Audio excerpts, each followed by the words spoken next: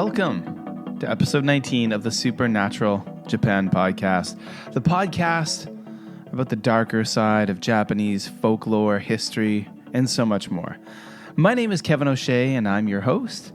I am a Canadian who is a Japanese folklore enthusiast. And well, you know what? Just an enthusiast in general about folklore from around the world. I'm someone who loves the paranormal, the supernatural, and a good story. And I want to thank all of you who downloaded and listened to episode 18, which just came out recently, all about the tale of the Inunaki village, the famed Japanese urban legend. I've received fantastic feedback about the episode, and I'm so happy that all of you enjoyed it so much. And we're back again with another episode 19, shortly on the heels of episode 18. All about the Inunaki village. And in this episode, I'm going to be telling you all about the Tanuki. The origins and folklore of the Japanese Tanuki. The Tanuki, or Japanese raccoon dog, is a unique creature in Japanese culture, blending real-world zoology with centuries of rich folklore. While the Tanuki is a real animal known for its distinctive markings and playful behavior, its mythical counterpart is a shape-shifting trickster and a symbol of good fortune in Japanese mythology. In this episode, I'd like to start things off with a bit of a story. A story all about the Tanuki. This one is called The Trickster Tanuki and the Greedy Merchant. Long ago, in a quiet village nestled at the foot of a misty mountain, there lived a Tanuki named Shirogane. Unlike his kin, who preferred the safety of the forest, Shirogane was endlessly curious about humans.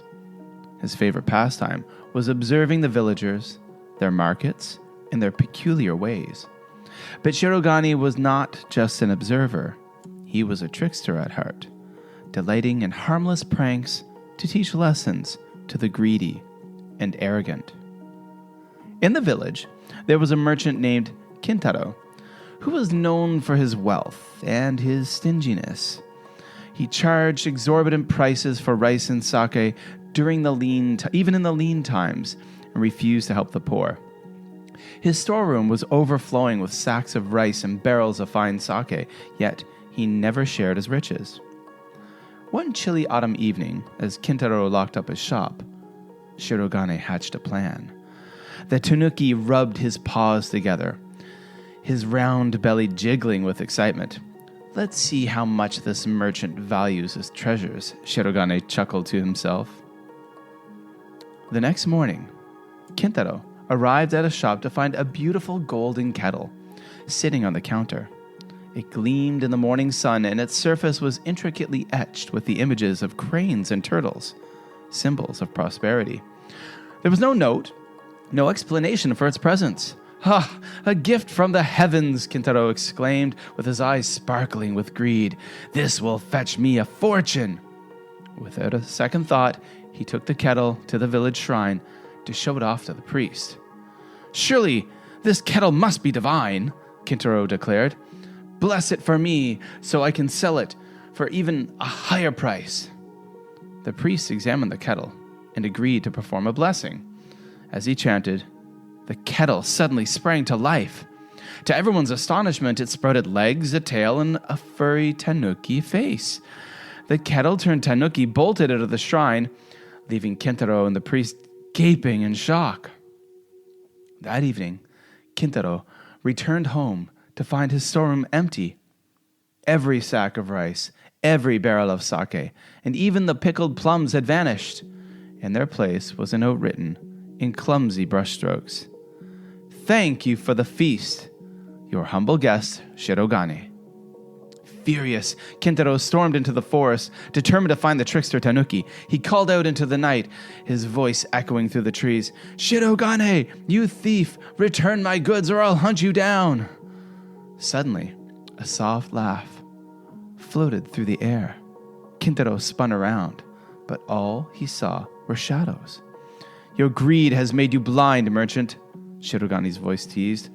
You hoard wealth, but you ignore those in need. Tonight your rice fills the bellies of the hungry, and your sake warms their hearts. Kintaro collapsed onto a rock, his anger giving way to shame. He realized the truth in Shirogane's words. The next morning, he returned to the village and began distributing the remaining goods from his shop to those in need. And over time, Kintaro became known as a generous man, and the villagers forgave his past misdeeds. As for Shirogane, he watched from the edge of the forest, his belly full and his heart content. He had no need for riches, only the joy of teaching a lesson and bringing balance to the village. And so the legend of Shirogane, the trickster Tanuki, spread far and wide. It became a tale to remind people of the dangers of greed and the importance of kindness, a story cherished by villagers and Tanuki alike. Now let's talk about origins in nature and myth, the origins of the Tanuki. The real Tanuki is native to Japan and has been part of the landscape for thousands of years. Its nocturnal habits and curious demeanor may have inspired early legends. As early as the 8th century, the Tanuki appeared in Japanese texts like Nihon Shoki and Kojiki, where it was sometimes confused with other animals, such as foxes and badgers.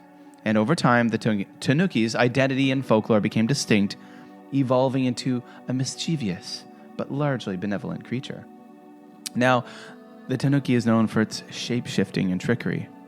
In folklore, the Tanuki is a master of shape-shifting, able to transform into people, objects, and even inanimate objects, things like tea kettles. One famous story is the tale of Bunbuku Chagama, where a Tanuki disguises itself as a tea kettle and brings prosperity to its owner. Unlike the cunning fox, Kitsune, which often has more of a sinister edge, the Tanuki is typically portrayed as good-natured and clumsy, often getting caught in its own schemes. Its ability to manipulate reality is paired with a playful and humorous personality. Now, the Tanuki is also deeply tied to prosperity and happiness. Statues of the Tanuki, with big bellies and exaggerated features, are commonly found outside of businesses, particularly restaurants, to attract customers and bring good fortune. These statues often hold a flask of sake and a promissory note symbolizing indulgence and optimism. Now, some of the key mythical features of the Tanuki include a large belly, which is a sign of boldness and abundance, giant testicles, that's right, representing wealth and good luck, often humorously exaggerated in stories and art, a sake bottle, symbolizing generosity and merriment, and a promissory note, a reminder of its sometimes deceitful nature. Now, I personally have a very fond memory of the Tanuki. I can always remember when I spent 4 years working in the city of Akashi, Japan, in Hyogo Prefecture. I would commute to work each day, back and forth, from Kobe, Japan, to Akashi, and on the JR, the Japan Railway. And I would take the JR train from JR Sanemiya Station in Kobe to JR Akashi Station. And in JR Akashi Station, there was a very large Tanuki statue with the very large potbelly and very large testicles. And people, it seemed, would seek good luck by rubbing the statue's testicles. So the testicles were very well polished with the paint off of them and very shiny. I remember it vividly. And right now, as I record this episode, I have sitting in front of me on my laptop a small Tanuki statue, charm, a little fella. Now, my good luck charm, I found it on a street in Osaka, Japan back in 2020, and I now carry him with me whenever I go hiking, and he's often in my backpack or my bag that I carry with me. I don't know, it just seemed like a good thing to have. So I will share photos of my little Tanuki, my good luck charm that I found on a street in Tenma, the Tenma area of Taisho. Sorry, not Tenma, the Taisho area, near, not that far from JR Taisho Station. I found this little fellow laying in the middle of a road, a big road, and I picked him up, and he's been with me ever since. I'll share photos on the on the Supernatural Japan podcast Instagram, which you can find at Supernatural Japan. So there'll be a link to that in the show notes. You guys should be all following the Natural Japan Instagram. So let's talk a little bit more about modern depictions of the Tanuki. Today, the Tanuki continues to charm Japanese culture. It appears in art, films, and literature, including the Studio Ghibli animated film Pompoko, which celebrates the Tanuki's whimsical spirit while touching on environmental themes.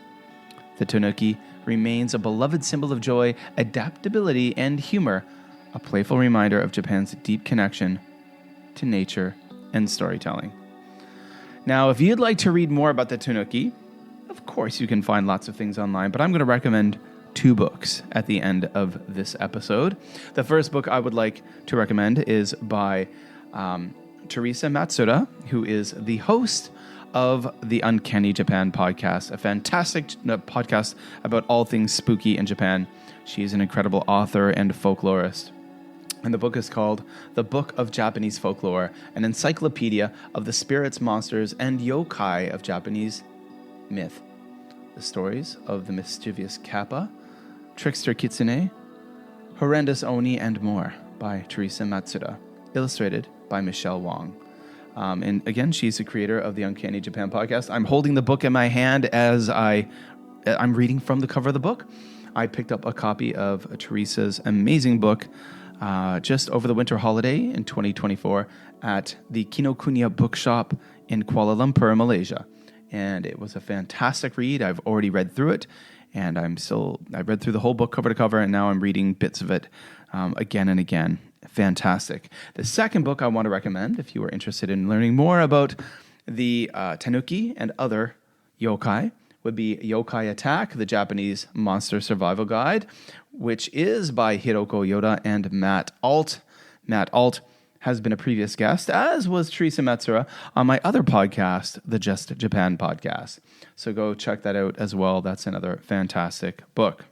So please go and check those out.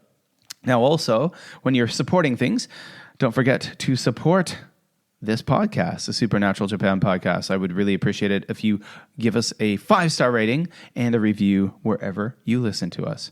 And of course, you can follow me on social media. I'm on Instagram. The podcast is on Instagram at Supernatural Japan. I, Kevin O'Shea, your host, I'm on Blue Sky at Mad for Maple, on X is Mad for Maple, and of course we have the Facebook group for the Supernatural Japan podcast. Please come on over and join that. All of these links are in the show notes, so go check that out. And that's it for episode number 19 of the Supernatural Japan podcast. Thank you so much for listening. I really appreciate it. And I'll be talking to you again really soon with more amazing and spooky tales from Japan.